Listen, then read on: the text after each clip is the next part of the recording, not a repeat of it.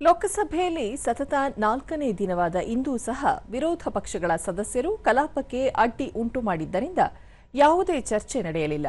ಲೋಕಸಭೆಯಲ್ಲಿ ಇಂದು ಬೆಳಗ್ಗೆ ಪ್ರಶ್ನೋತ್ತರ ಅವಧಿ ಆರಂಭಗೊಳ್ಳುತ್ತಿದ್ದಂತೆಯೇ ಪ್ರತಿಪಕ್ಷಗಳ ಸದಸ್ಯರು ಘೋಷಣೆ ಕೂಗತೊಡಗಿದರು. ಸ್ಪೀಕರ್ ಓಂ ಬಿರ್ಲಾ ಸುಗಮ ಕಲಾಪಕ್ಕೆ ಅವಕಾಶ ನೀಡುವಂತೆ ಹಾಗೂ ಸದನದಲ್ಲಿ ನಿಯಮಾನುಸಾರ ವರ್ತಿಸುವಂತೆ ಹಲವು ಬಾರಿ ಮನವಿ ಮಾಡಿದರೂ ಗದ್ದಲ ಮುಂದುವರೆದಾಗ ಕಲಾಪವನ್ನು ಮಧ್ಯಾಹ್ನ 12 ಗಂಟೆಗೆ ಮುಂದೂಡಿದರು.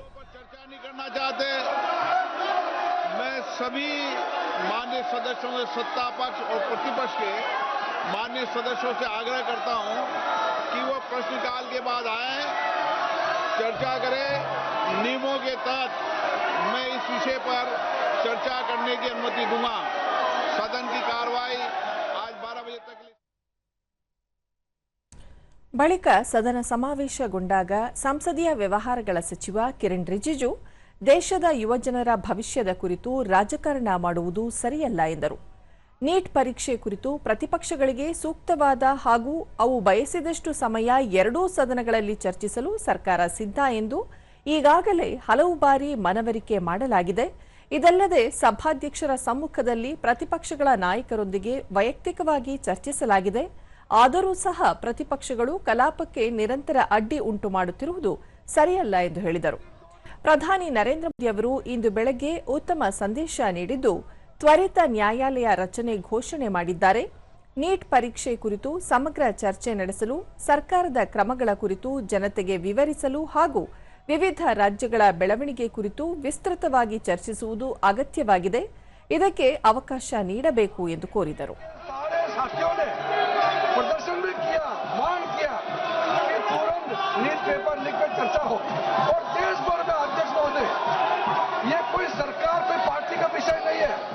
आज तक जितने राज्यों में पेपर लीक हुए हैं, किसी भी एग्जाम का पेपर लीक हुए हैं, सबके लिए चर्चा होना अत्यंत आवश्यक है। हम इसमें राजनीति ना करें, एकजुट में युवाओं के लिए, छात्रों के लिए हम एकजुट हो जाए और लोकसभा में जितना जल्दी चर्चा हो देश के लिए अच्छा है। मैं फिर से अनुरोध करना चाहता हूं कि बिना विलंब के हम नीट पेपर लीक पर चर्चा शुरू करें. ಇದೇ ವೇಳೆ ಪ್ರತಿಪಕ್ಷಗಳ ಗದ್ದಲ ಹೆಚ್ಚಾದಾಗ ಪೀಠದಲ್ಲಿದ್ದ ದಿಲೀಪ್ ಸೈಕ್ಯ ಕಲಾಪವನ್ನು ಮಧ್ಯಾಹ್ನ 2 ಗಂಟೆಗೆ ಮುಂದೂಡಿದರು.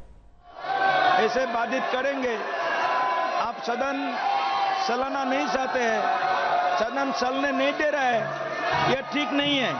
सभा की कार्यवाही 2 बजे तक के लिए स्थगित की जाती है.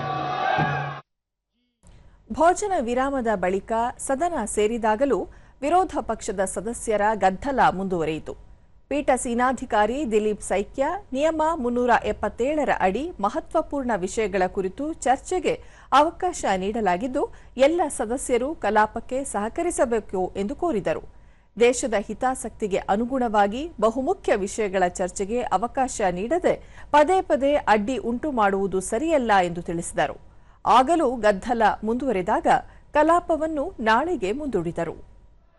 जिन्हें आज नियम 377 के अधीन मामले उठाने की अनुमति दी गई है, वो व्यक्तिगत रूप से 20 मिनट के भीतर मामले का अनुमोदित पाठ सभा पटल पर प्रस्तुत कर सकते हैं. प्लीज बैठिए, प्लीज. सभा की कार्यवाही कल शुक्रवार दिनांक 26 जुलाई 2026 को प्रातः 11 बजे तक के लिए स्थगित की जाती है.